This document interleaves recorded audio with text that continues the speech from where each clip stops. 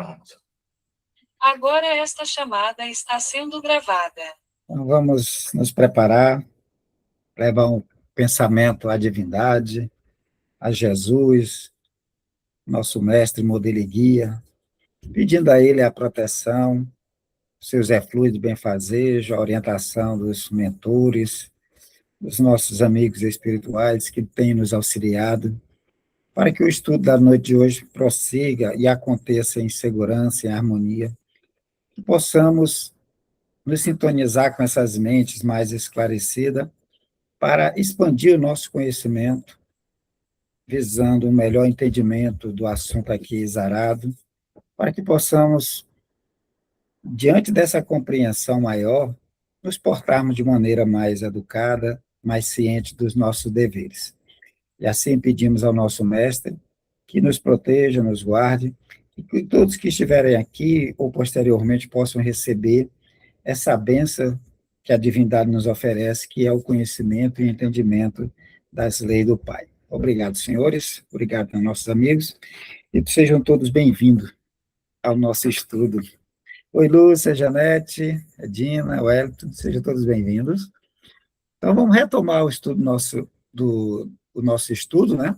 Lembrando, para aqueles que vão nos sintonizar em algum momento, que nós fazemos 2 estudos, tá? Primeira parte, 40, 45 minutos, nós tratamos do Livro dos Espíritos, algumas questões, e a segunda parte nós estamos trabalhando um outro livro, um livro, atualmente, os livros da mediunidade franciscana de Xavier com o Espírito André Luiz, tá? Que tem o intuito de analisar, trazer uma extensão maior das obras do próprio Kardec, né? E alguns assuntos, principalmente mediunidade, intercâmbio, esse espírito nos dá a visão do mundo espiritual e fazendo com que a gente entenda a dificuldade, né? Bem como o apoio que a divindade nos oferece para que ocorram esses fenômenos, sempre com o objetivo de elevação, né? Do bem comum, para que a humanidade se eleve cada vez mais. Pois bem, boa noite, Tânia, seja bem-vindo. Então, vamos começar com o Livro dos Espíritos. Vou disponibilizar uma tela, mas vocês podem acompanhar no livro de vocês, né? Tem livro online, só mesmo o mesmo livro, se mudar uma palavra ou outra, tá? Mas é o mesmo livro.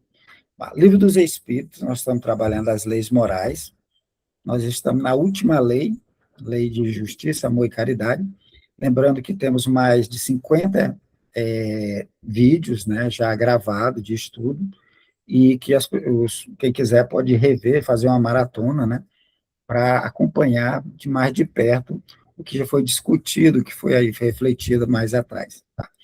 Essa lei, ela está no Livro dos Espíritos, na parte terceira, capítulo 11. Tá? E hoje nós vamos falar de caridade e amor ao próximo. Vamos dar continuidade a esse item, que é o item 3.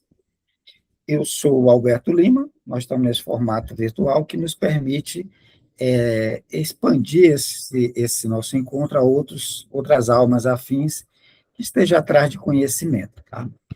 Bom, capítulo 11, Kardec ele divide em 4 tópicos, 4 itens. Tá?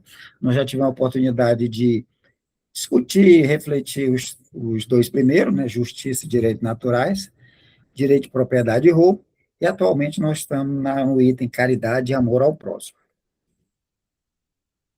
Já vamos para a questão 887, tá?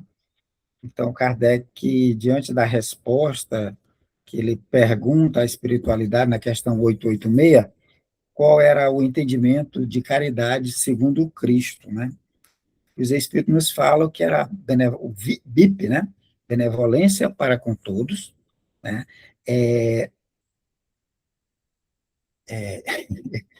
BIP, benevolência para com todos. E agora, esquecendo o outro. O processo mnemônico, eu terminei esquecendo o processo mnemônico. Mas, Indulgência. indulgência. Indulgência para com as faltas dos outros, né? E perdão às ofensas. Então, diante dessa colocação, Kardec faz um questionamento. Olha, Jesus também disse, amem até os vossos inimigos, né? A questão do perdão. Amem até os vossos inimigos. Ora, o amor aos inimigos não seria contrário às nossas tendências naturais? Então, Kardec traz essa expressão que Jesus coloca, a sugestão de amarmos os inimigos, mas, ao mesmo tempo, ele usa a razão. O amor aos inimigos não seria contrário às nossas tendências naturais? E a inimizade não vem de uma falta de simpatia entre os espíritos? Como é que a gente concilia isso? Como é que eu vou amar o inimigo se isso é contra as tendências naturais? Se isso vai contra a ideia de simpatia, né?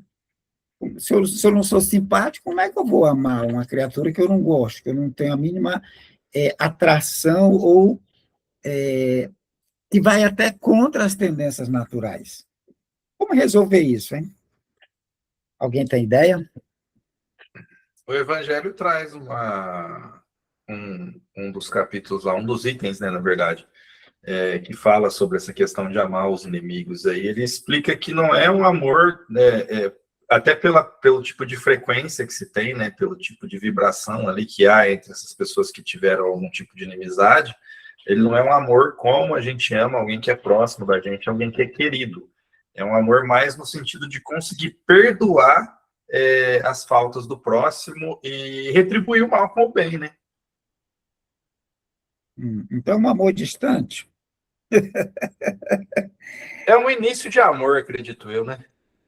É mais por aí, né? Porque a tendência da gente, quando a gente não gosta, quando a pessoa tem inimizade, a gente se afastar, né? Aí, ou seja, a ideia de proximidade é uma criatura que você não vai chamar para a sua casa, né? É aquela criatura que você não gosta, não tem a mínima simpatia, você não vai oferecer uma hospedagem na sua casa, né? Aí fica meio complicado. Então, seria só um princípio, Wellington. Alguém mais tem outra ideia de como resolver isso? Como é que eu vou amar os inimigos se eu não gosto e não tenho simpatia nenhuma por ele? Boa noite. Oi, Adina. Sim, Alberto, esse amar os inimigos não é você ter, como se diz, essa, pelo menos assim, acho que de início, né? Talvez em outra vida, mas assim, essa convivência, né, diária. Mas você seria você tentar, primeiramente, não revidar, né, aquela agressão, né, porque a gente sabe que o outro que está agindo daquela forma, a gente sabe que pelo que a gente já estudou, já aprendeu, é uma pessoa que está em desequilíbrio, é uma pessoa doente, né? E que ele não se resume naquela agressão, naquele ato, naquela postura. Então, assim, ele tem mais alguma coisa, né? Que a gente pode se apegar.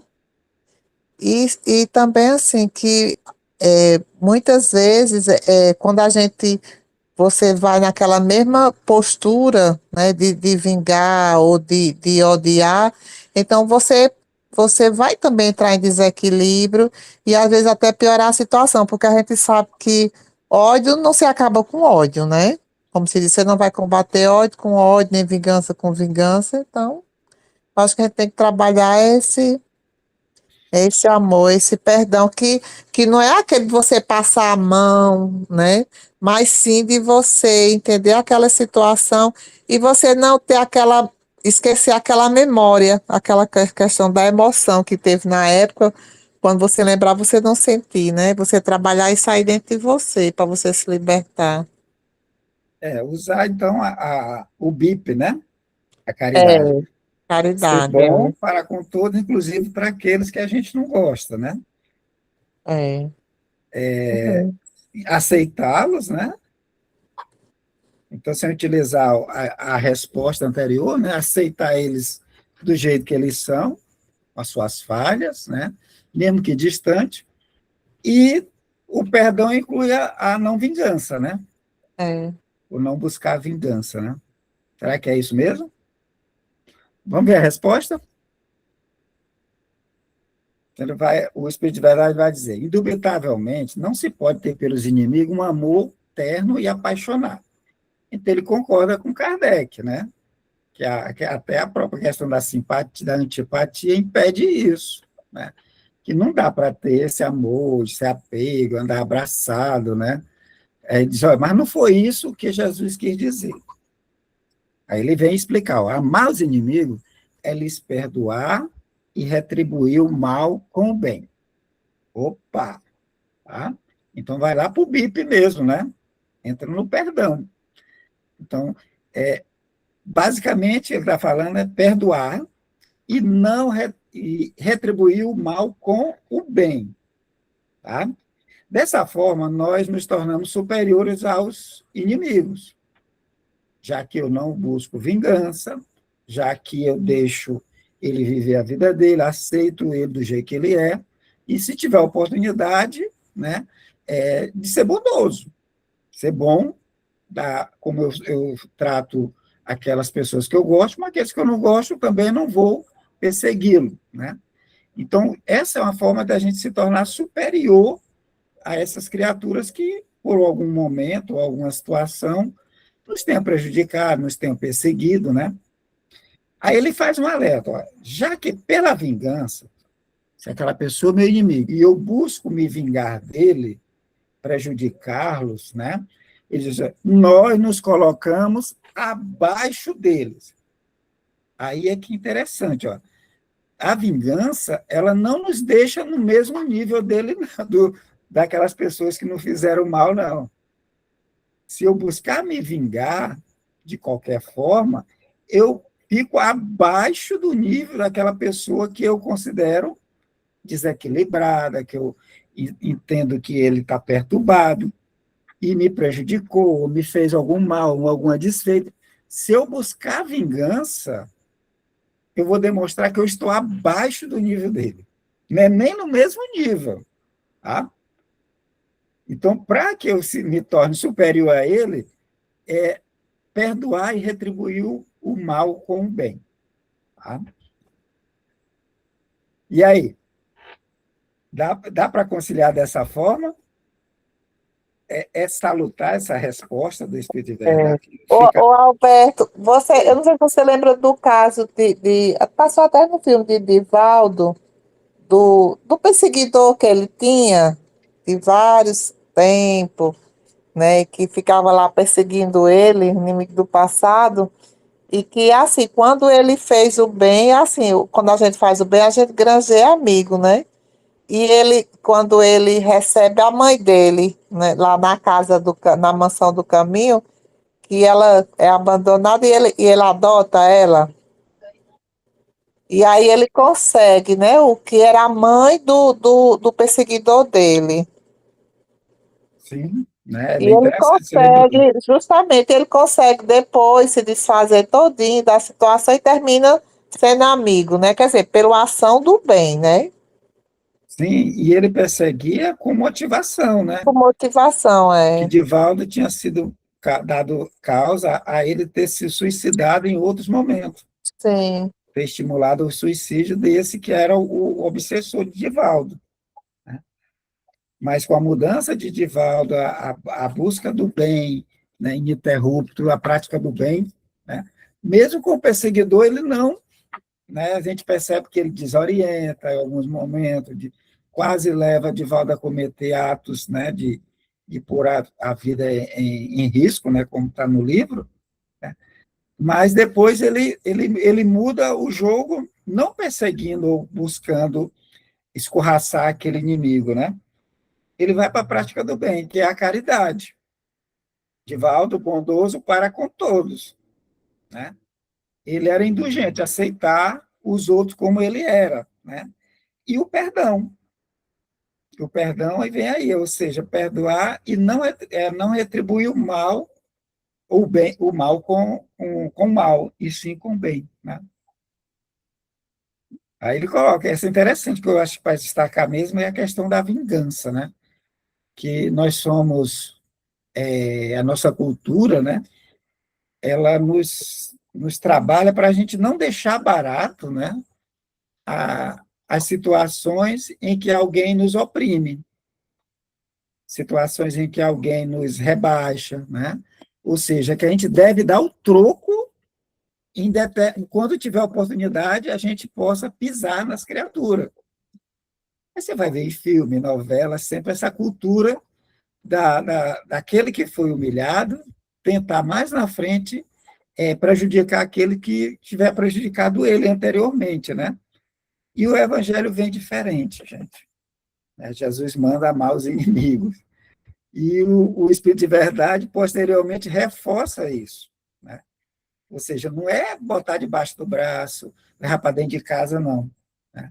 O que ele está falando é a gente não focar no mal, né? Como a Dina coloca, tentar usar a indulgência para explicar que aquela criatura está no momento que para ele é certo, mas ele está equivocado. Mas eu não posso impedir ele de agir do jeito que ele quiser, a indulgência, né? Então vem o perdão como fecho, né? Ou seja, perdoar para retribuir o mal com o bem, sempre, e nunca a vingança. Tranquilo? Alguém tem Ô, Alberto, não, só assim, lembrando assim, que quando se coloca em prática a vingança, então cria-se um ciclo vicioso, né? Quer dizer, e fica aquela perseguição.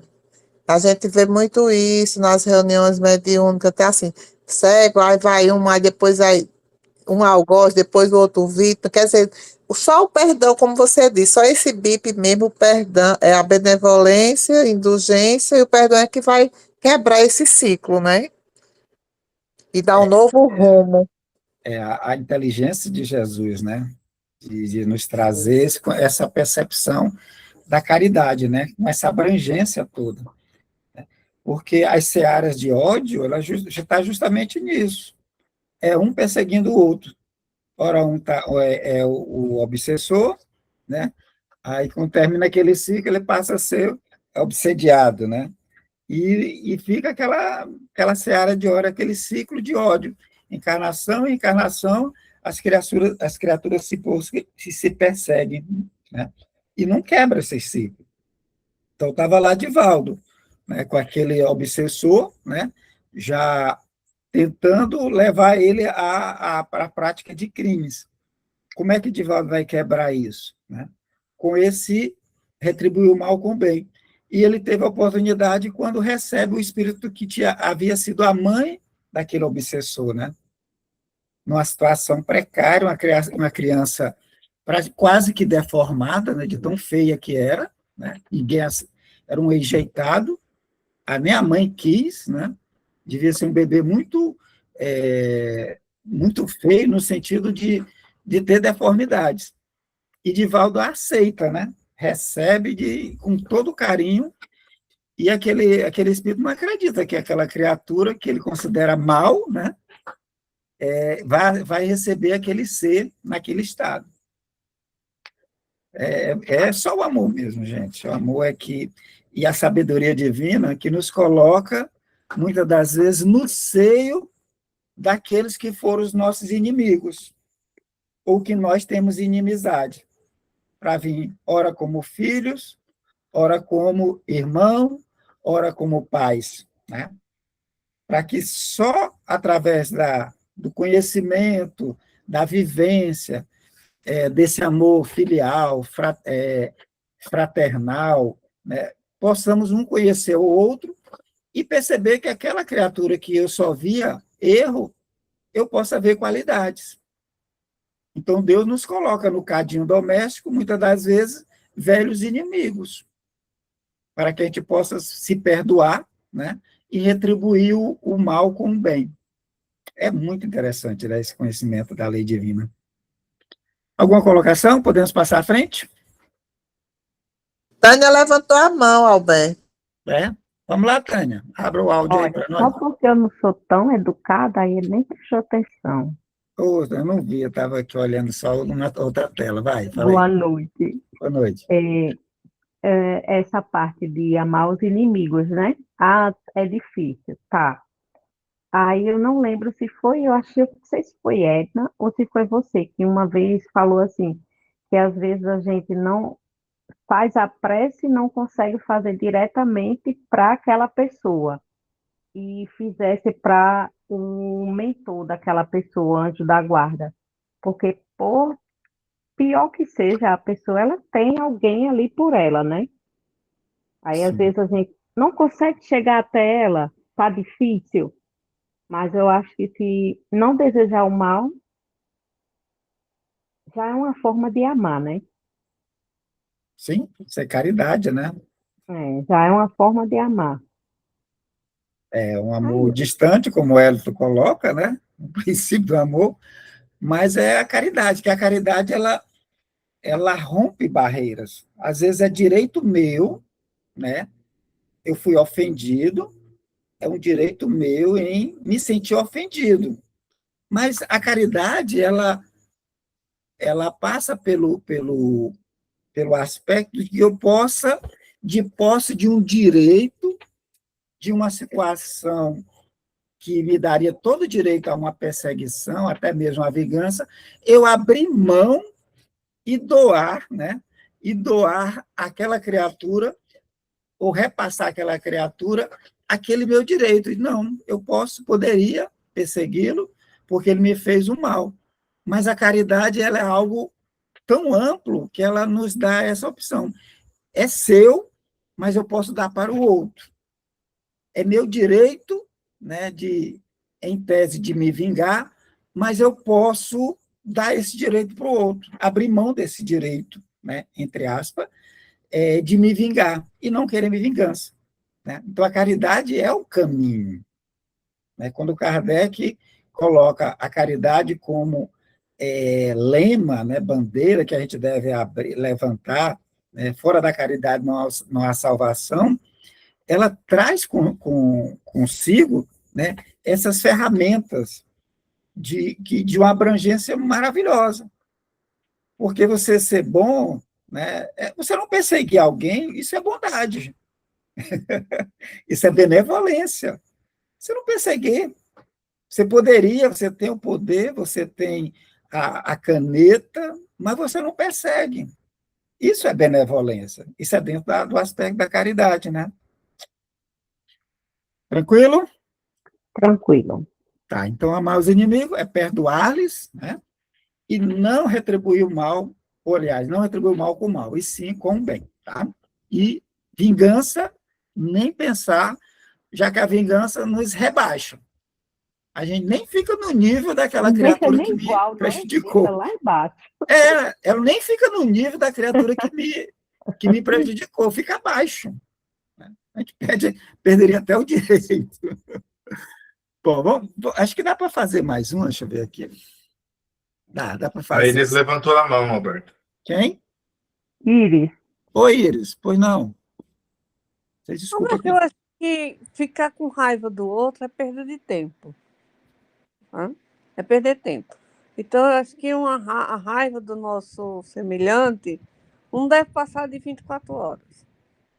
Eu não consigo ficar com raiva das pessoas por mais tempo.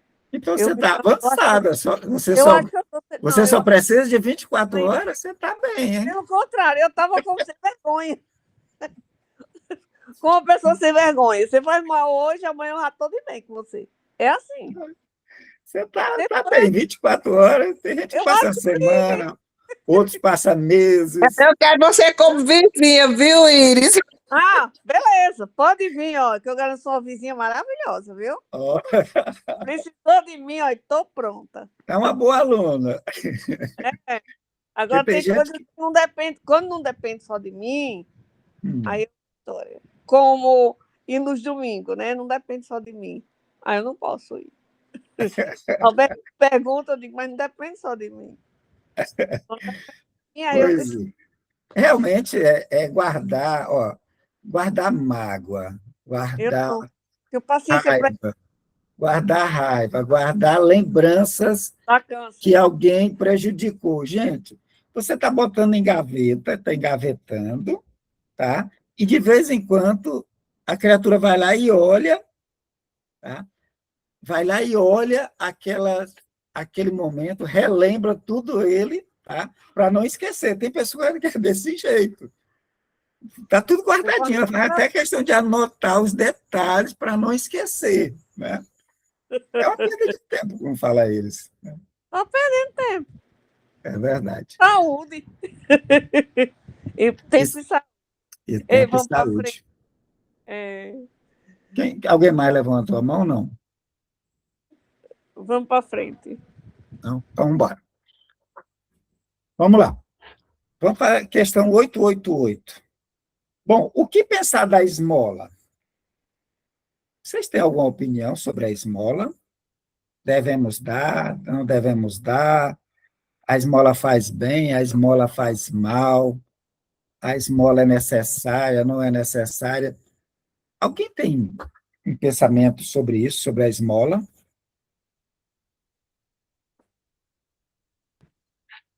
A esmola, eu dou esmola em comida.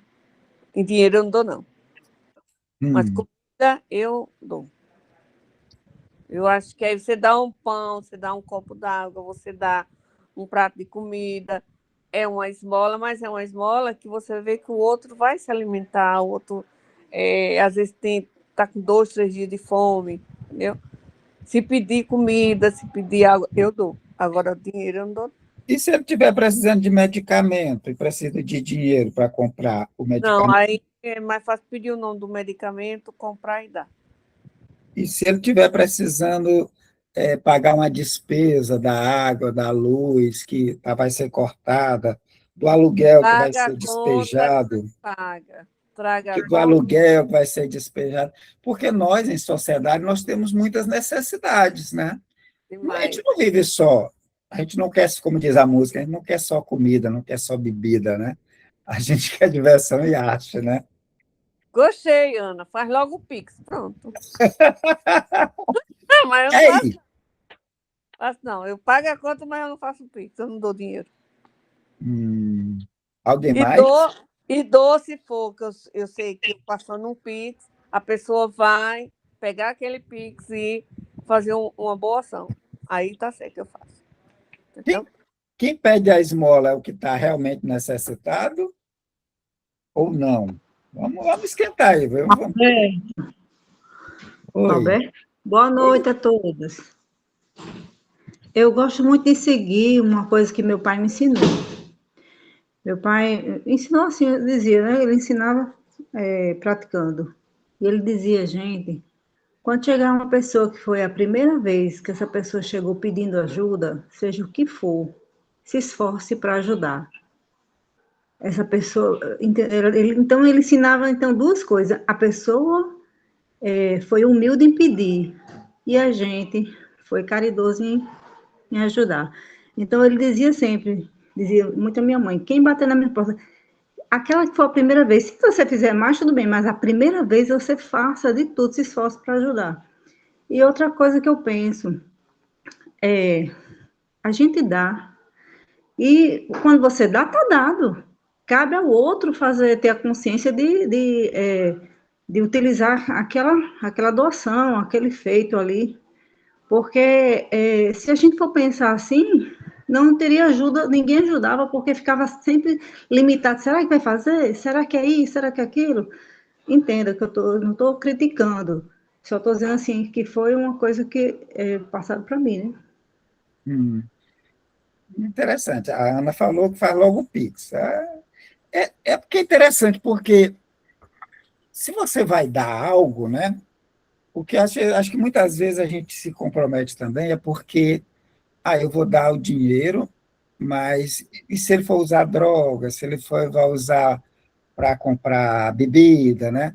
Ou seja, a gente dá e fica com aquele senso de que você não está dando, você está emprestando, já que você quer saber em que o outro vai empregar aquilo que você está dando. Ah, eu dei, ele foi comprar droga, eu dei, ele foi comprar bebida, né? Você deu dinheiro, né? Se for dinheiro, ele vai comprar droga. Mas, gente, qual é o sentido, né? Até como a Ana Silva colocou aí, né? A pessoa que vai pedir, normalmente, é um constrangimento tremendo. É só se colocar no lugar. Já tentaram pedir algo a alguém, né? Para si mesmo? Como é difícil, né? E quando você dá algo eu não vou dar dinheiro porque ele vai beber e vai usar mal, né? Mas, gente, depois que dá, é dele. Se ele quiser jogar fora, enterrar, tocar fogo, a partir do momento que você deu, é da pessoa. Ou É não? mais, é mais sobre você do que sobre o outro, né?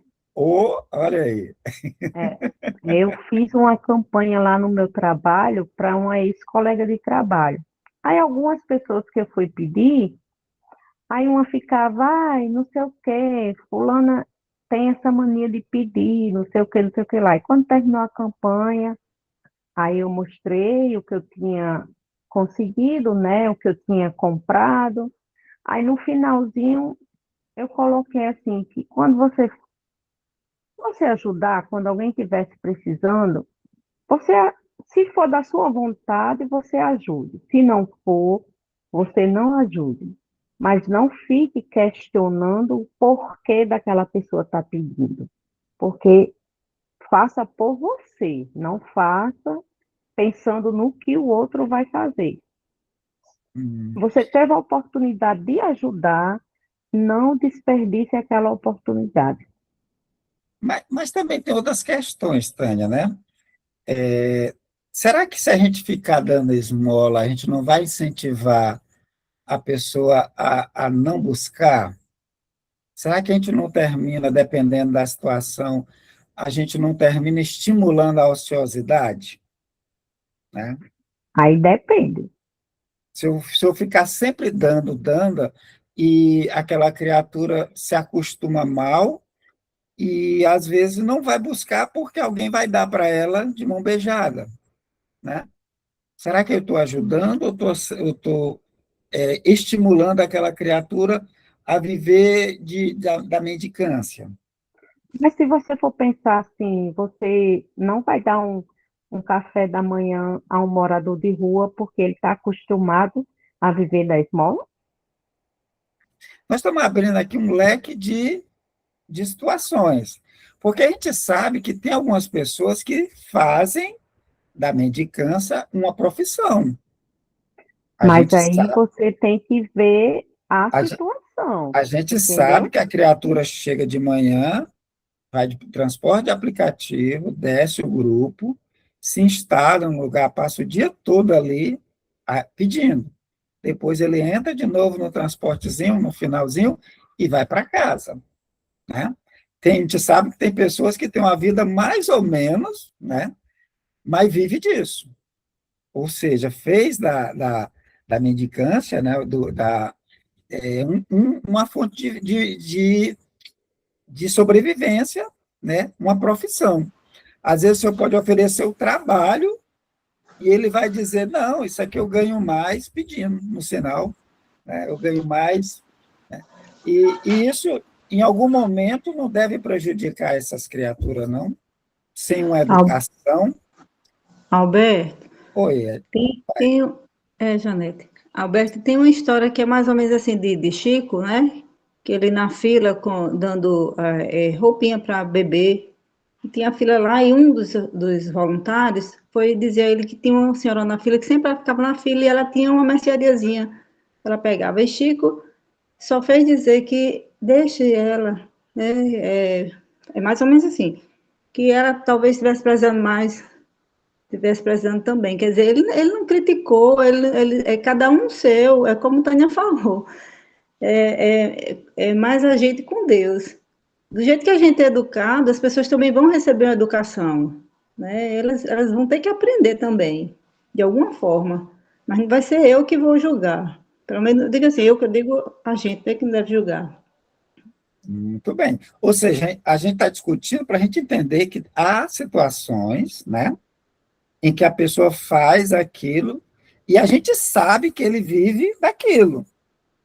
Tem clientes nossos, do café, da sopa, que ele tem casa, às vezes tem transporte, né? Às vezes tem trabalho, mas eles vão para lá.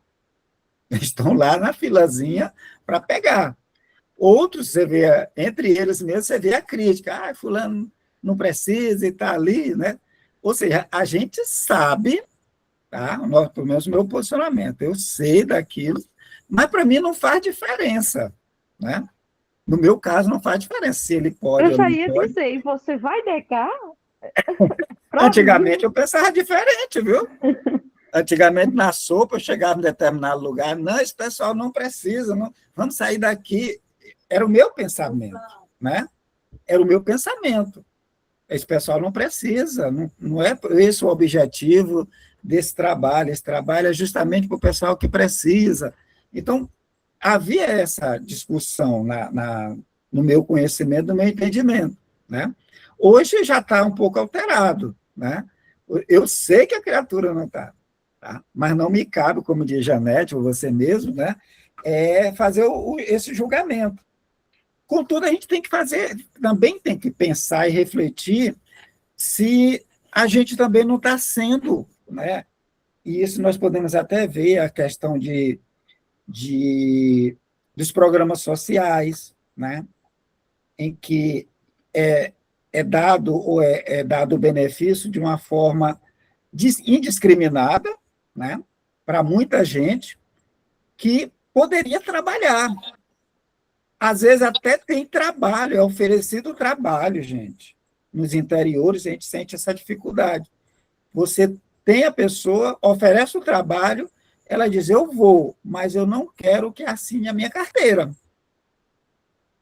Ele fica trabalhando, ele não contribui para a sociedade, ele não arrecada para aí, benefício social, tá? Porque ele está viciado em programas sociais e que ele não precisaria, né? Agora, por que ele entra? Por que ele faz isso? Né? Roberto, Oi, pode falar. aí me desculpe. Se for entrar nisso aí, é uma discussão assim de mesmo. Eu Mas vou esse é dar nosso só um objetivo, ponto. é isso. Não, eu vou dar só um ponto, Vai. certo? O erro está lá no início. Deixa eu dizer. No meu pensamento, é o meu pensamento. Uma mãe tem um filho autista, aí ela recebe lá o benefício. Se ela for trabalhar, corta o benefício dela. Agora me diga, como é que uma pessoa com um autista, uma pessoa com deficiência, é um cadeirante, enfim, como é que uma mãe tem condições de sustentar uma família com um benefício? Entendeu? Aí tem que ir para trás para ver uma regra, para ver alguma coisa, para poder permitir essas mães. Mas, infelizmente, é algo político para deixar todo mundo lá na pobreza e fica ninguém trabalha, ninguém progride e fica do jeito que estamos. Exatamente. Mas a lei, a norma, né, ela tem que ser trabalhada, daí a função dos políticos, né? O político é que tem que trazer o discernimento, a inteligência para, na aplicação desses programas, que é dever da sociedade, né, amparar aqueles que não podem trabalhar. Se destacou uma mãe, né, que tem um filho autista, um filho com deficiência, que precisa do auxílio dela constante. Então, a lei ela tem que ser trabalhada para abranger essas situações. Pois é, para não, Mas nós para vamos não ver. deixar um monte de gente desempregado sem contribuir para a sociedade vivendo de um auxílio. Exatamente. Aí vamos ver as outras situações, né? Que você vai ver uma pessoa que tem saúde, né? E não trabalha porque existe o benefício. Às vezes o salário é maior do que o benefício, mas a criatura não quer. Você é a maior dificuldade para conseguir convencer alguém a trabalhar. Muitas das vezes a pessoa aceita aquela criatura ao desamparo da lei, mas correndo o risco de depois, né, por uma malquerência, uma zanga, ela te botar na justiça para você pagar direitos que ela não quis receber, que é o que tem muitos, né? Ou seja, usar situações, né, em que o amparo é devido para outras situações de uma forma geral, que tem que ser analisado caso a caso, ou ser mais cuidadoso, né? Aí ainda entra essa questão da esmola, né? Alguém teve uma colocação? É bem interessante esse assunto. A colocação, no caso, é que na Terra, né, que estamos, ainda somos muitos a quantidade de pessoas de má fé. Infelizmente, há grupos, sim, que utilizam de um benefício, que é benefício, não é salário, é um benefício, já está dizendo o nome, e infelizmente que muitas, a maioria, realmente tem esse auxílio de uma forma justa, enquanto há um grupo, um apunhado de pessoas que utilizam de má fé, assim como qualquer outras coisas, né? Tem pessoas que enrolam nas provas, de uma prova que elas colam, desde aquela pessoa que cola numa escola, quer dizer, ela tá fazendo mal ali, das pessoas que, como você mesmo falou, pedem sem precisar, porque acham mais fácil. Então, se a gente procurasse assim, pessoas que fazem, na Terra há pessoas que estão fazendo ainda, porque ainda não aprenderam, ainda não chegou nessa maturidade. Então, a educação, a fiscalização, né, que a gente vai ter que ver, mas que o benefício ele é justo, eu creio que sim, porque há pessoas que precisam. Você tocou no ponto, é educação, né? Então, a gente tem que educar nossas crianças, nossos jovens, nossa sociedade, né? Para valores, né? Para que a criatura ela trabalhe, o valor do trabalho, gente. Porque a criatura que vive esmolando, né, com saúde, ao desencarnar, né, se deparar com o mundo espiritual e perceber que a pergunta que o mentor vai dizer, meu filho, por que você não trabalhou? Né? Para nós espíritas, isso é muito forte. Né? O valor do trabalho, né? O trabalho ser uma benção, o trabalho, você está auxiliando o próximo, o trabalho é sempre para o próximo, né? É um benefício para a própria criatura e ele se sentir bem com o valor do seu próprio esforço, né? Mas muitos, por não ter educação, ou como Janete fala, essa ideia de querer se dar bem, né? E ter essas brechas, ela passa a viver explorando algo que não seria devido. Né? E tem até as palavras do ex-presidente americano Ronald Reagan, que ele disse que um benefício social, um plano de assistência social, ele deveria ser medido não pela quantidade de gente que ele beneficia, mas sim pela quantidade de gente que ele auxiliou e que não essas pessoas saíram, deixaram de usar porque conseguiram algo melhor. No Brasil, a gente vê o contrário. Os projetos sociais, ele é medido pela quantidade. 46 milhões, ou seja, quase um quarto da população brasileira vivendo de benefícios. Né? E quando, na realidade, esse benefício é para ser usado temporariamente para algumas pessoas que estão em situações que não conseguem emprego, que é uma situação ruim, mas que, aos poucos, ela poderia galgar as condições ideais para não precisar mais do benefício. Mas os nossos políticos, muitas vezes, eles, ao invés de trabalhar os planos para permitir que a pessoa, aos poucos, não precise, estimula a ficar totalmente na dependência, mesmo quando não precisa dos planos, né? É algo para se pensar bastante. A Silvia está falando, quem não trabalha não tem voz, é basicamente isso, né, Silvia? Vamos ver a resposta, ver se vai nesse sentido que a gente estava discutindo. Diz, olha, o homem reduzido a pedir esmola se degrada moral e fisicamente, tá? Então, é algo que a gente não se apercebe, mas quando você chega ao estágio de pedir, né, você, né, viver daquilo, né, você já há uma degradação moral, né, e também fisicamente acontece isso, realmente. Então, ele se embrutece.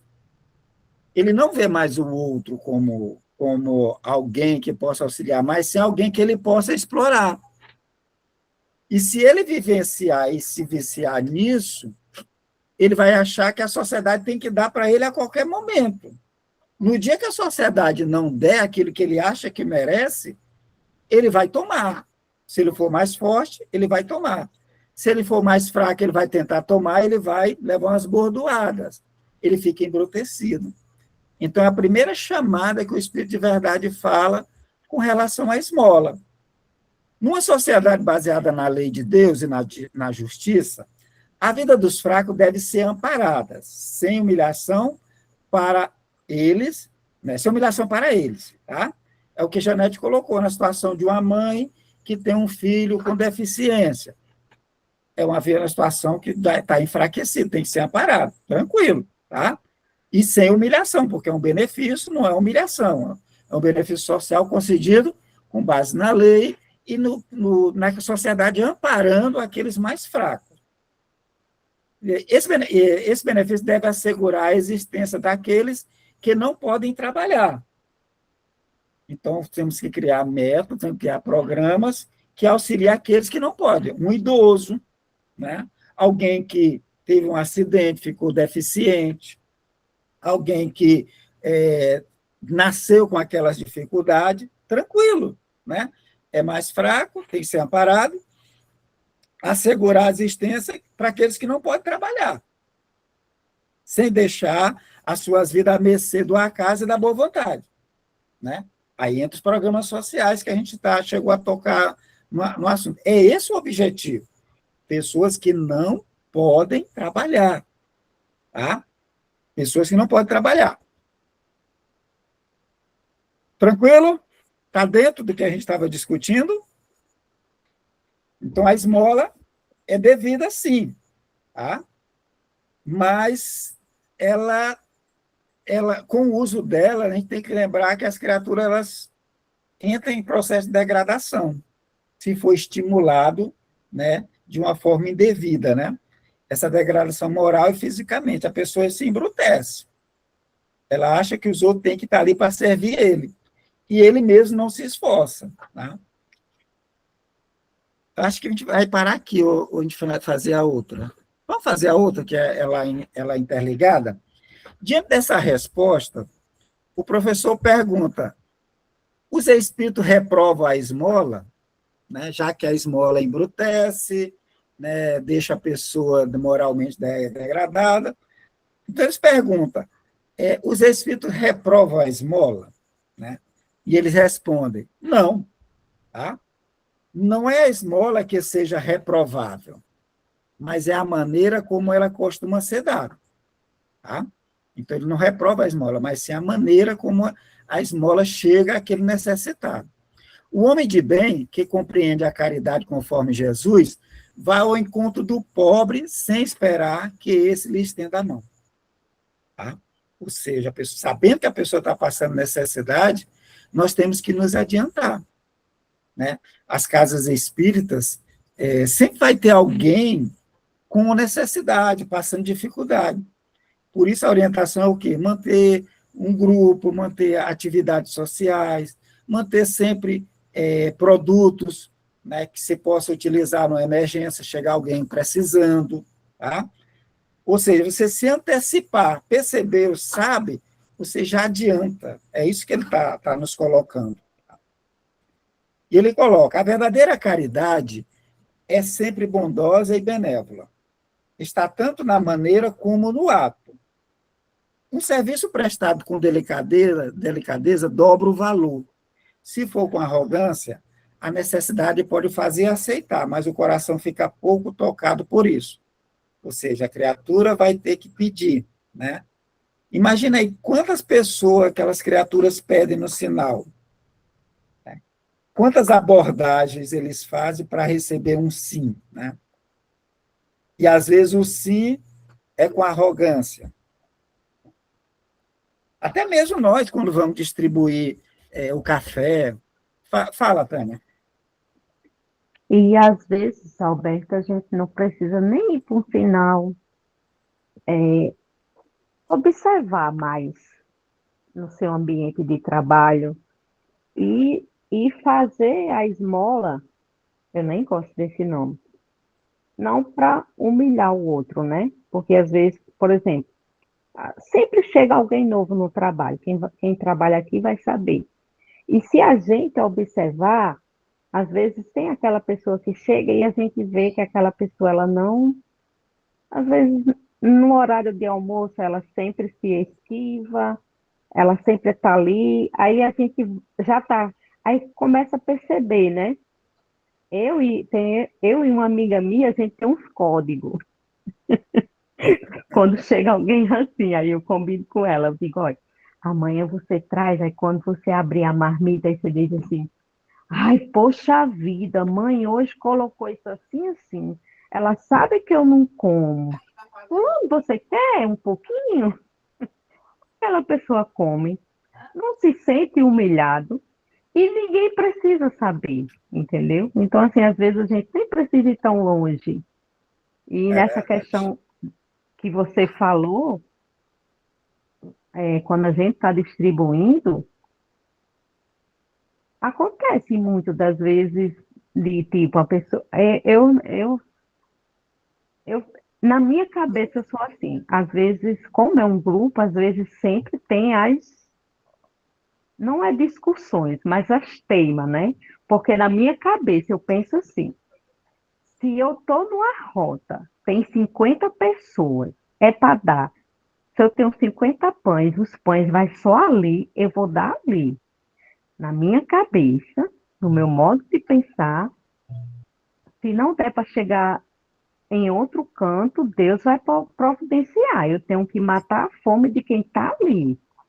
Eu não tenho que estar regrando, não. Não, eu vou dar só um pão. Eu vou dar só um copo de sopa. Não sei, se eu tiver errado, eu vou prestar conta lá. Mas eu acho que você está no caminho certo, né? Eu também vejo, por exemplo, o Café Solidário. A gente optou por também atender a comunidade, né? Porque a comunidade que sobrevive de reciclagem, a gente sabe que eles ganham muito pouco. Então, o grupo vai o quê? Apadrinhou uma certa quantidade de famílias e a gente tenta se esforçar todo mês, levar um pouquinho, porque a gente sabe antecipar a que eles saiam para fazer, para pedir aquilo, né? Então, a maneira da gente fazer a caridade é antevendo, né? E é a sugestão para que a casa acolha dessa forma, né? Você está antecipando, vai sustentar quanto? Enquanto puder. Até o momento que a criatura diz, olha, eu não preciso mais. Já pensou a alegria? Dê a minha cestinha para outra pessoa, eu não estou precisando. Gente, é bom demais, né? Então, vamos lá. Então, ele continua. Lembre-se também de que, aos olhos de Deus, a ostentação tira o mérito do benefício. Disse Jesus, que a tua mão esquerda não saiba o que a mão direita der. Nisso ele vos ensina a não manchar a caridade com orgulho. Então, é muito complicado, até mesmo a gente oferecer um produto da sopa, do café, né? Aí tem que já entrar bem humilde de perguntar, olha, você aceita? Toma um café com a gente, tá bom, tá gostoso. A gente comer com eles, né? Para eles perceberem que não é uma comida feita só que todos comem. Eu faço questão de tomar o café, de comer o pão, comer o sanduíche, comer o cuscuz no meio, para que eles entendam e vejam que a gente come também daquilo, né? E para que eles se sintam o menos ofendidos possível, né? Acho que é nesse caminho que a gente tenta andar. Bom, a gente vai parar por aqui essa questão. Acho que ainda tem um complemento, veja, ainda tem ainda. Ó. É preciso distinguir a esmola propriamente dita da beneficência. Nem sempre o mais necessitado é o que pede. Esse alerta para a gente, hein? O temor de uma humilhação detém o verdadeiro pobre, que muitas vezes sofre sem se queixar. É a esse que o homem verdadeiramente humano sabe ir procurar sem ostentação. É o caso que Tânia colocou, né? Percebeu que alguém está sem levar o alimento, né? Você fazer com que ele não vai pedir, né? Vai passar fome, vai passar o dia de trabalho com fome e não vai pedir, né? Às vezes nem é sempre o que está pedindo é o que está o necessitado. Às vezes o que pede é o profissional, né? Então, a gente tem que ficar muito atento nesse aspecto de tentar ao máximo se antecipar para que aquela pessoa não precise ir pedir. Percebendo, conversa com os amigos, né? Olha, aqui na rua tem alguém que está muito necessitado. Às vezes a gente nem tem cesta e arruma uma cesta, aparece uma cesta para ele, né? Para que aquela criatura não saia para pedir, né? E aí ele complementa ainda, ó, amem-se uns aos outros, eis toda a lei divina pela qual Deus governa os mundos. O amor é a lei de atração para os seres vivos e organizados. A atração é a lei de amor para a matéria inorgânica. E ele vai ainda. Não esqueça jamais que o espírito, qualquer que seja o grau de seu adiantamento, de sua situação na reencarnação ou na erraticidade, está sempre colocado entre um superior que o guia e o aperfeiçoa e um inferior com quem ele tem os mesmos deveres a cumprir. Então, sejam caridosos. Não somente essa caridade que vos leva a tirar do bolso o óbolo que vocês dão friamente àquele que ousa lhes pedir, mas sigam além, ao encontro das misérias ocultas.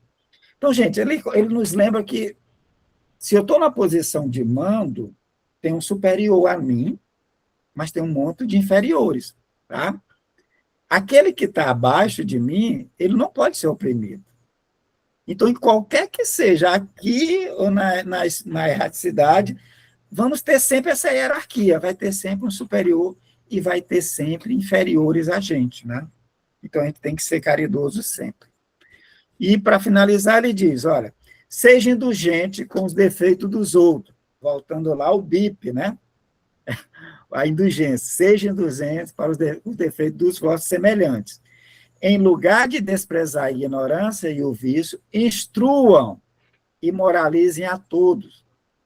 Ou seja, a necessidade que a Janete falou da educação, de instruir para o valor do trabalho, instruir para os valores sociais, os valores de contribuir para a sociedade, né? Em lugar de desprezar a ignorância e o vício, instrua e moralize a todos. Sejam brandos e benevolentes para com tudo o que vos seja inferior. Seja o mesmo para com os seres mais ínfimos da criação e terão obedecido à lei de Deus. Então, essa resposta, Kardec, nesse livro, ele quase não dá crédito. Aqui ele deu crédito a São Vicente de Paulo, que traz essa resposta para nós com relação ao que se pensar da caridade. Tranquilo? E aí? Alguma colocação? Vamos parar aqui, tá? Já avançou bastante, mas eram questões similares, né? A gente precisava finalizar. Ok? Perguntas? É um assunto apaixonante, né? Esmola, caridade, né? A maneira como fazer.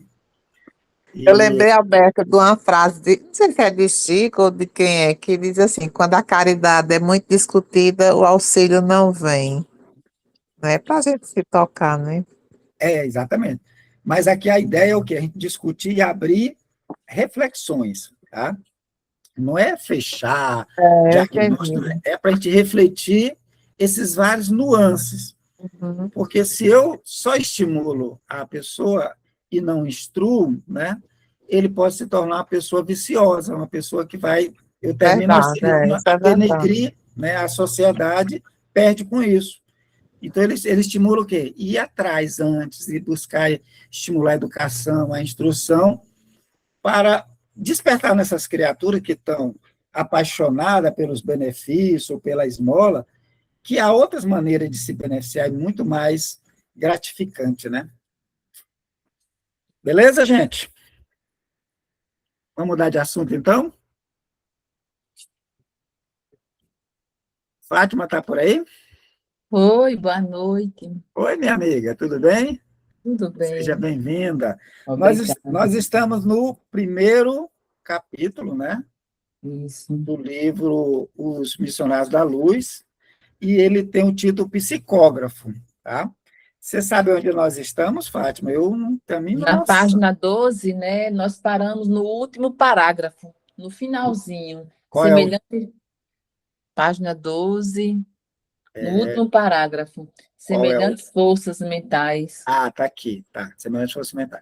Então, aqui, o André Luiz, vai nos apresentar, né, a visão espiritual de como ocorre o processo da mediunidade, tá? Principalmente a mediunidade da psicografia. Então, no Kardec nos fala de diversos tipos de mediunidade. Aqui, André Luiz, ele vai trazer um pouco mais de informação do que tem em Kardec, lá no Livro dos Médiuns. Tá? Então, nós vamos ver uma nova visão e vamos perceber como é interessante essas novas informações, que aqui nesse livro, em 1944, tá, é a revelação sobre o papel da epífise, ou da glândula pineal, que até então, para os cientistas, os estudiosos, os médicos, a glândula pineal era que fosse um resquício, né, de algo que não tivesse nenhuma utilidade. É como se fosse algo da evolução. Até 1944, quando esse livro é publicado, né, não se tinha praticamente nada sobre a função da epífise ou da glândula pineal. Aqui, André Luiz destaca a glândula pineal como a mais importante órgão, né, do corpo físico que permite o intercâmbio com o mundo espiritual. E isso foi um choque para a ciência da época, e somente 12 anos depois dessa publicação, 12, 13 anos, é que alguns cientistas começaram a pesquisar e descobriram que essa epífise, ou a glândula pineal, ela tem um papel na produção de melatonina, ou seja, no hormônio que permite a gente dormir. Apagou a luz, né? Vem esse hormônio é lançado e a gente dorme. Assim como a questão da reprodução, depois vão descobrir que ela tem ação direta nas glândulas suprarrenais, ou seja, só depois que é lançada essa informação é que a ciência avança e vai trazer descobrir mais funções para essa glândula, a glândula pineal, tá? Então, ele vai nos falar que chegou numa casa espírita, que tinha 18 encarnados numa reunião, mas a casa estava lotada de espíritos, tá, que estavam lá nessa casa. E eram separados por necessidades. Ou seja, eles entravam na casa e ficavam, conforme a necessidade, eles ficavam isolados por cordões fluídicos, tipo uma parede fluídica. Tá? Ele descreve, então, que daquelas 18 pessoas, só um médium estava em condições de fazer o intercâmbio, sinal que os outros não tinham se preparado como deviam. Tá? E aí a gente vai retomar, então, a leitura com Fátima, e à medida que for necessitando de algum comentário, a gente vai tecendo aqui, tá bom, Fátima? Ok, Vamos lá? vamos. Semelhantes forças mentais não são ilusórias, como pode parecer ao raciocínio terrestre, menos esclarecido quanto às reservas infinitas de possibilidades além da matéria mais grosseira.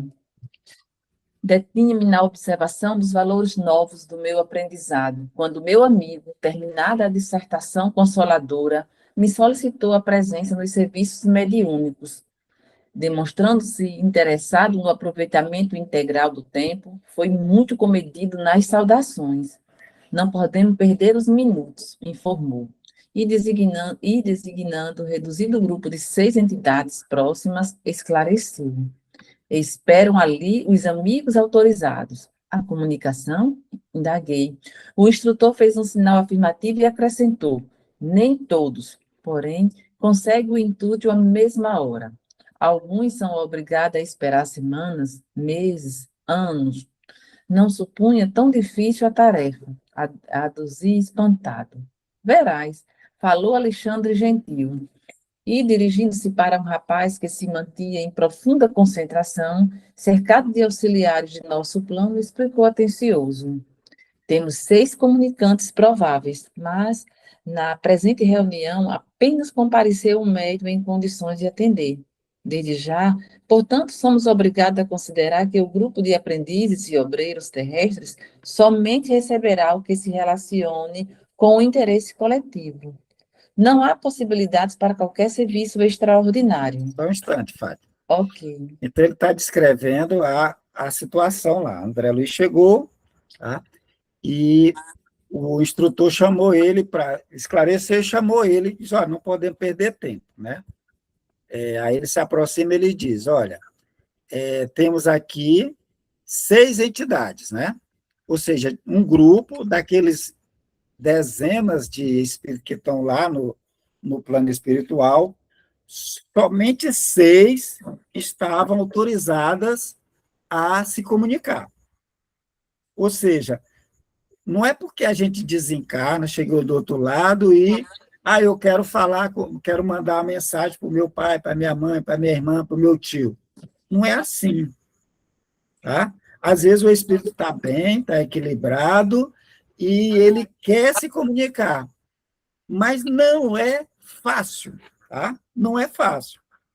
Aqui André está dizendo que a casa estava lotada, e dessa casa lotada que estava lá para essa comunicação e para ser tratado, para ser atendido, somente 6 foram autorizados, tá?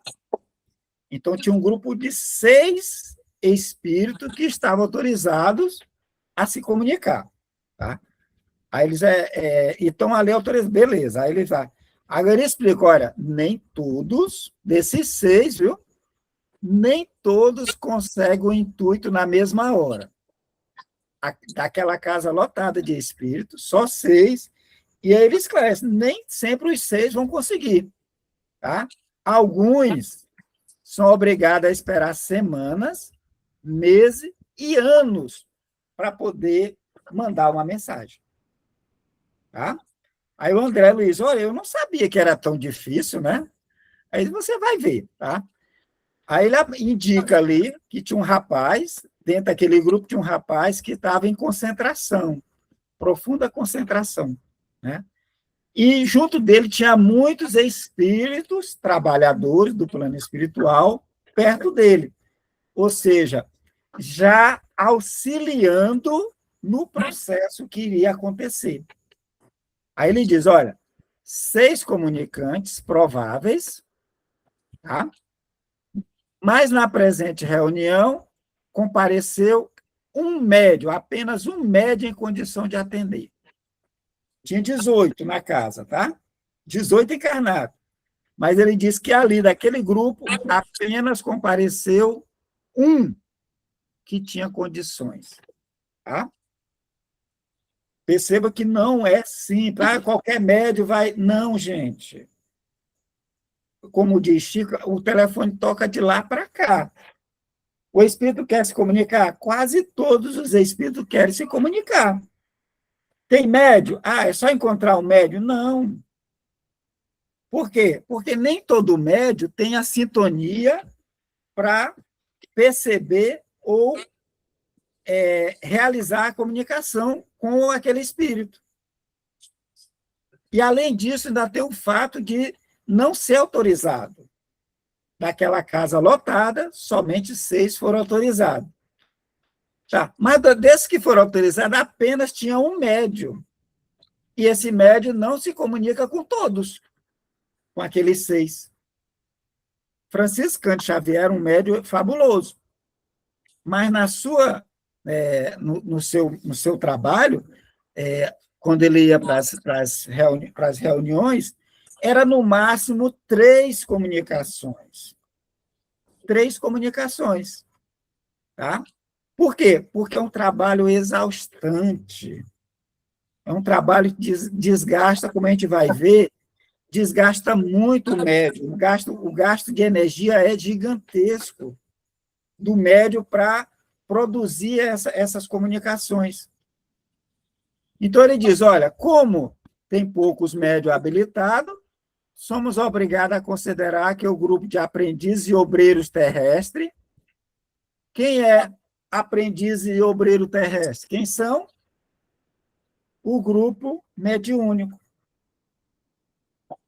O grupo mediúnico são grupo de aprendizes e obreiros. Por que aprendizes? Porque essas reuniões que ocorrem na reunião mediúnica, tá? Os espíritos se comunicam, é trazendo mensagem para esclarecer aquele grupo, né? O que levou aquela criatura que está naquele estágio a ficar daquele jeito. É alerta e é, ao mesmo tempo, motivo de estudo. Então, por isso que eles são aprendizes, aqueles obreiros que estão na reunião mediúnica, estão aprendendo a considerar o fato que a imortalidade da alma é um fato, né? Entendendo que, conforme eu haja aqui, tem consequência do outro lado. Para me chegar bem do outro lado, eu tenho que fazer o bem aqui. Mas nas reuniões, o que acontece? A criatura vai para a reunião, vê aqueles relatos e não leva a sério. Não leva a sério. Ah, não, foi um espírito, como se fosse distante, nós não fôssemos espíritos também, né? Aí o que ele diz? Olha, diante disso, somente receberá comunicações de interesse coletivo. Então, espíritos superiores buscam sempre trabalhos que atinjam mais gente. Se naquela reunião tiver 10 mãezinhas que tiveram filhos que cometeram suicídio, né, numa reunião, então escolhe um espírito suicida para levar a mensagem, que vai consolar a todos, ou a grande maioria que estava lá. Então, sempre interesse coletivo. Aí ele fala, diante do caso, não há possibilidade para serviço extraordinário. Ou seja, atender a um recado particular. Eu quero mandar uma carta para minha irmã, para meu tio, para o meu pai, eu quero escrever, quero mandar uma mensagem. Não, vai ser o interesse coletivo. Tá? Por isso que ele diz, não tem possibilidade naquele dia de serviço extraordinário. Vai, Fátima. Julguei que o médio fosse a máquina. Acima de tudo, ponderei. A máquina também gasta, observou o instrutor, e estamos diante de maquinismo demasiadamente delicado. Fixando minha expressão espantadiça, Alexandre continuou. Preliminarmente, devemos reconhecer que os serviços mediúnicos preponderam os fatores morais. Neste momento, o médium, para ser fiel ao mandato superior, necessita clareza e serenidade, como o espelho cristalino de um lago. De outro modo, as ondas de inquietude perturbariam a projeção de nossa espiritualidade sobre a materialidade terrena. Como as águas revoltas não refletem as imagens sublimes do céu e da natureza ambiente. Só um instante. Ok. Tá? Então, André Luiz, ele traz o pensamento que é o nosso, né? O médium é uma máquina. É só chegar lá, como ele é médium, ele vai receber as informações, é só ficar lá na posição, faz a concentração pronto. Ele é uma máquina, ele vai, com o alto-falante, ele vai escutar e vai narrar para cá, para o outro lado. Esse é o pensamento comum, uma máquina, uma caixa de som.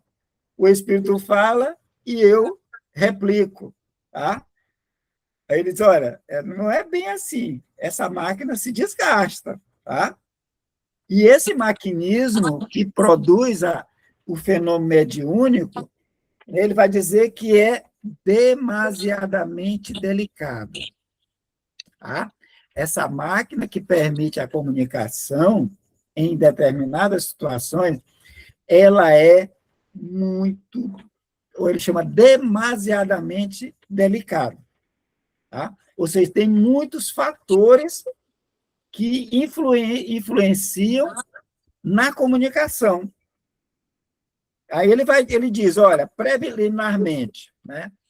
Ou seja, só para começo de conversa, no serviço mediúnico, prepondera os fatores morais. O que é prepondera? Ou seja, que são relevantes, tá? Ou que estão à frente, os fatores morais. Tá?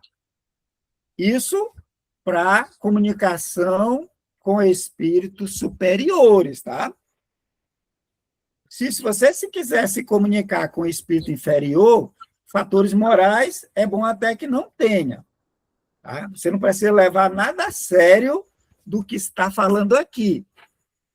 Isso é comunicação com o espírito superior, com o espírito mais elevado. Tá? Então, o serviço mediúnico de cunho elevado preponderam os fatores morais. Tá? Ou seja, buscar o equilíbrio no pensar, no fazer, no agir. Né? Nesse momento, né, o médium, para ser fiel ao mandato superior, tá? Ou seja, comunicar-se com o espírito superior, ele precisa de clareza e serenidade. Tá? Clareza e serenidade. Então, aquela criatura que fala demais, critica demais, que não aceita a fala do outro, essa criatura vai ter muita dificuldade para permitir um transe mediúnico, tá? Porque ela não tem serenidade, ela questiona ela mesma. Tá? Então, precisa clareza e serenidade. Tá? Aí ele faz uma analogia, como o espelho cristalino de um lago. Quem já olhou um lago, uma lagoa sem vento, né? Sem onda, sem as marolas, aquela água ela reflete o céu. Todavia, se aquela lagoa estiver cheia de marola, estiver muito remexida, você não vê nada. Né? Então, o médium ele tem que ter essa serenidade, essa clareza para poder refletir essa mensagem que vai chegar. Então, se o médium tiver com inquietude, pensando nas contas, pensando nos vícios, pensando nas discussões, nas brigas, tá?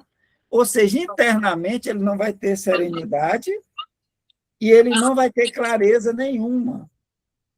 Então, não dá para ir para fazer o trabalho mediúnico se você está inquieto, se você está perturbado, se você teve uma discussão, se você brigou no trânsito ou em casa, ou está com muita dificuldade de relacionamento, porque você vai criar ondas mentais que vai dificultar essa comunicação.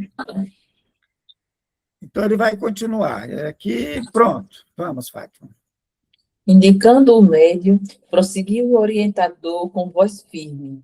Este irmão não é um simples aparelho, é um espírito que deve ser tão livre quanto o nosso, e que, a fim de se prestar ao intercâmbio desejado, precisa renunciar a si mesmo, com abnegação e humildade, primeiros fatores na obtenção de acesso à permuta com as regiões mais elevadas.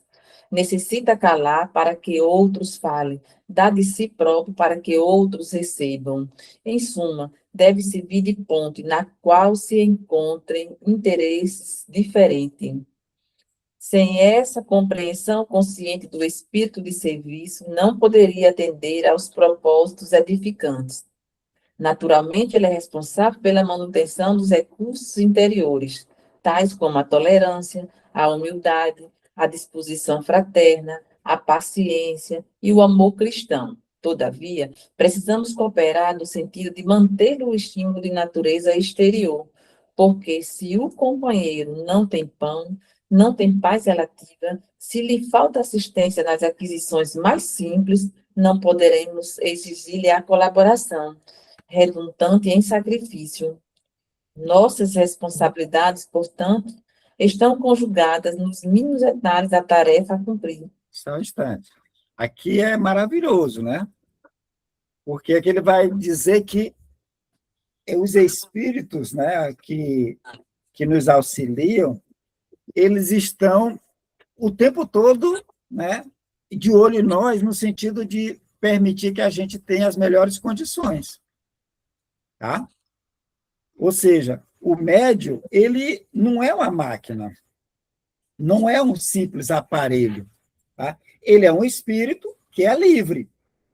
ao mesmo tempo que ele é livre, ele se propõe a um trabalho.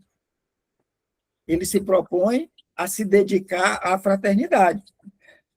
Então, ele é um espírito tão livre quanto nós, ou seja, ele o médium é um espírito porque ele tem dificuldades, ele teve, na sua história, ele teve processo de queda, ele teve traumas, né? É um espírito como outro qualquer, ele é livre, tá? Mas na medida em que ele se propõe ao trabalho, né, ele passa a ser também dos espíritos e passa a ser auxiliado. Ele vai dizer que se falta o pão, ele não pode trabalhar. Então, os espíritos continuam auxiliando para que a criatura tenha o seu emprego, para que ele tenha, no seu caso, o equilíbrio na família, tenha saúde física. E isso, Kardec faz uma pergunta aos espíritos, se os espíritos se preocupavam com a situação financeira dele. O Espírito de Verdade vai dizer, se não nos preocupássemos com sua saúde financeira, era sinal que nós não te amávamos. Então, os espíritos olham os mínimos detalhes, gente. Os mínimos detalhes nós estamos sempre sendo auxiliados, né? Aí ele continua aqui, ó. A fim de prestar o intercâmbio desejado, precisa renunciar a si mesmo. Então, o médium tem que renunciar a si mesmo, tá? Com abnegação e humildade, né? Com abnegação e humildade. Ou seja, aquela pessoa que quer auxiliar, né? Que é humilde, tenta ser humilde, tá? Então, para as pessoas que estão eufóricas, que são perturbadas, que não conseguem se dedicar a outra pessoa, não dá para ele ser médium. Não tem como ele ser, porque precisa da humildade, né? Então, o primeiro fator na obtenção do acesso à permuta região mais elevado é abnegação e humildade. Tá? Necessita calar para que os outros falem. Então, na hora que ele está no transe, o espírito daquele médium, ele cala para ouvir uma outra entidade falando. Tá? Dá de si próprio para que outros recebam. Ou seja, ele vai dar o seu corpo, vai dar suas energias para que outra pessoa ou outro grupo seja beneficiado. Em suma, deve servir de ponte onde se encontram interesses diferentes. Tá?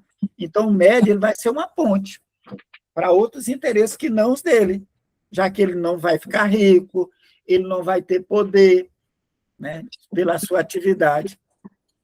Então, sem essa compreensão consciente do espírito de serviço, tá? Espírito de serviço é o quê? Gente, se você se propõe a ser médium, tá?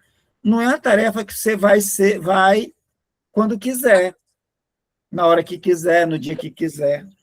Tem que ter o espírito de serviço, é um serviço que você vai ter que fazer, tá? Ou seja, quando você está no seu emprego, você não vai no dia que quer, no dia que você tem vontade, né? É a mesma coisa na tarefa mediúnica. Se você tem um compromisso toda quinta-feira, ou segunda, ou qual seja o dia, você tem que estar com esse espírito de serviço, tá? Não poderia atender aos propósitos edificantes se ele não tivesse essa compreensão consciente, né? Ou seja, eu vou no dia que quero. Espíritos superiores vai para esse grupo? Ele vai uma vez, o médium não aparece. Vai a segunda, o médium não aparece. Ele vai depois? Não vai. Porque não há o quê? Essa compreensão consciente que é um trabalho. Tá? Naturalmente, aí ele diz, olha, naturalmente ele é responsável pela manutenção dos recursos interiores. Então, os espíritos dizem, olha, nós vamos auxiliar no corpo, nas energias, nós vamos auxiliar na manutenção de emprego, de trabalho, nos auxílios, isso a gente vai fazer. Mas a parte dos recursos interiores de estudar, né, ter uma boa reflexão, um bom entendimento, né, buscar equilíbrio mental e moral, é do médium. Os espíritos não têm como intervir no que eu penso, no que o médium pensa. O médium é que tem que controlar isso. Ele é responsável pela manutenção dos recursos interiores, tais como tolerância, humildade, disposição fraterna, paciência e amor cristão. Quem tem que desenvolver isso? Tolerância. O médium. Humildade. É o médium. Os espíritos não podem fazer isso. Disposição fraterna para o auxílio. O próprio médium. Paciência. O médium. Amor cristão. Os espíritos não podem dar amor cristão. Tem que ser o próprio médium que tem que fazer isso. Aí ele diz, olha, o médium tem que fazer a parte dele, mas os espíritos precisam cooperar no sentido de manter-lhe os estímulos de natureza exterior. Tá? Então, eles se comprometem, nesses grupos de trabalho, a auxiliar os médios. Nenhum médium vai ficar sem cooperação. No que se refere ao pão, ao trabalho, todos vão ter, se buscarem, se tiverem dedicação. Né? Nossas responsabilidades são, portanto, estão conjugadas nos mínimos detalhes da tarefa a cumprir. Ele está dizendo que os espíritos fazem a parte dele. Tá? Os espíritos fazem a parte dele. Mas cabe ao médium, ao grupo mediúnico, também fazer a parte deles. A parte interna, né, de amor cristão, fraternidade, disposição para o trabalho, paciência, tolerância, humildade, é encargo do médico. Tá? Vamos parar por aqui, Fátima? Sim, tá certo. Falta 6 minutos, né? Alguém tiver alguma dúvida, alguma pergunta, vamos parar por aqui. E aí, gente? O que acham? Tentamos pouco no livro, mas estamos na preparação, né, das ideias, de apresentar o ambiente. André Luiz está apresentando os elementos que estão ali, encarnados, desencarnados, né, o papel do médium e o papel dos espíritos. Tá? Então, ele está nos apresentando o arcabouço e depois depois é que ele vai entrar nos detalhes de como ocorre o processo. O que acham? Está dando para entender? Tem dificuldade de compreender? Está muito chato? Eu acho, Beto, que ser médico é muito difícil. É uma missão muito difícil. Mas eles, mediunidade não é, ela é algo natural, né? Ela vem com o próprio corpo. Nós já nos colocar que é o próprio corpo da gente que traz essa faculdade. É algo humano. Mas nem todo humano aceita. E outros, quando é uma mediunidade ostensiva, é um pedido do próprio espírito e houve uma preparação para que ele tenha aquela capacidade, aquelas funções. Mas não é fácil, não. Não é fácil, por quê? Disciplina? Porque depende de quem? Do médium. Deles querer ser disciplinado, porque tem que abrir mão de algumas coisas. Tem que ser muito disciplinado, realmente. E o nome do maior exemplo de médium é o Francisco Xavier, a disciplina em pessoa. Daí Emmanuel ter dito que precisava de 3 coisas para trabalhar com ele, né? Disciplina era a primeira. A segunda, vocês lembram? Disciplina. E a terceira? Disciplina. Ou seja, disciplina orgânica, disciplina mental, né?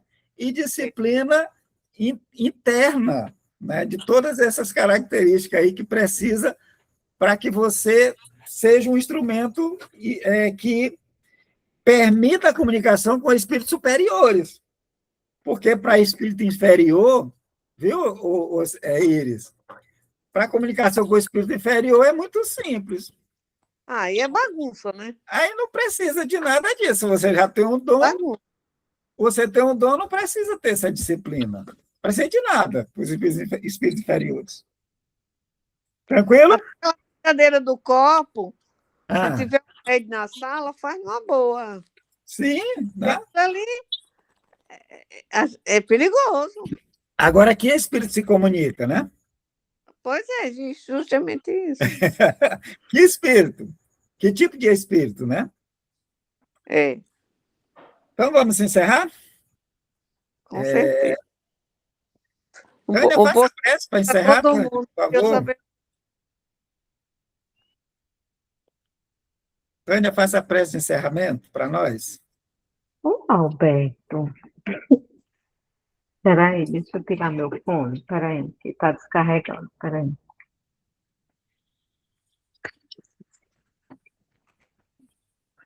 Estão ouvindo? Estamos. Eu ia aqui para o quarto.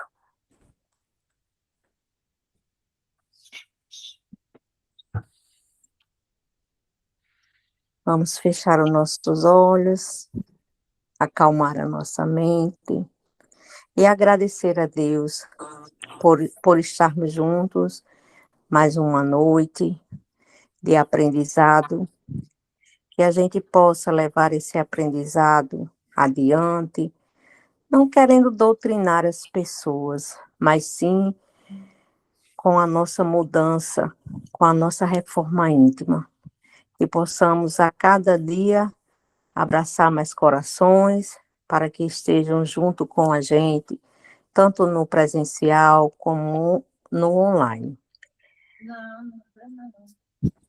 E que Deus e Nossa Mãe Maria possa nos dar uma noite de sono, de refazimento, e que a gente não esqueça, viu, gente, de pedir a espiritualidade amiga para que possa nos acompanhar nos nossos sonhos e que a gente possa trazer as mensagens que recebemos nas nossas noites de descanso.